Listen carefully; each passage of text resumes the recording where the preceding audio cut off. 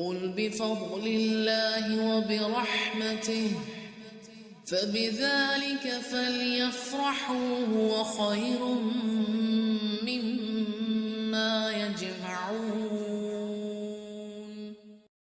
لیکن اللہ یشہد بما انزل الیک، جو کچھ آپ کی طرف اتارا ہے اس کے بارے میں خود اللہ تعالیٰ گواہی دیتا ہے۔ ذرا سا رکیے، اللہ خود گواہی دے رہا ہے اس کتاب کی جو آپ پڑھ رہی ہیں اس وقت اور میں بھی پڑھ رہی ہوں۔ کیا؟ کس بات کی گواہی دیتا ہے؟ کہ اسے اپنے علم سے اتارا ہے، اور فرشتے بھی گواہی دیتے ہیں، اور اللہ تعالیٰ بطور گواہ کافی ہے۔ کیا پتہ چلا کہ اللہ تعالیٰ نے اس کتاب کو بہت عزت کے ساتھ اس دنیا میں بھیجا۔ آج بھی جو شخص اس کتاب کو پکڑے گا نا، اللہ اس کو باعزت کر دے گا۔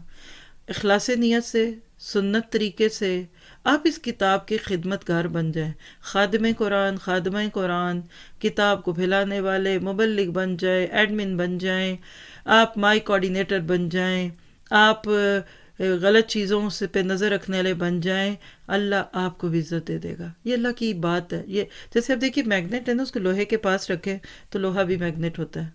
اسی طرح یہ کتاب جس کی زندگی میں آتی ہے اس کی زندگی خوبصورت ہوتی ہے۔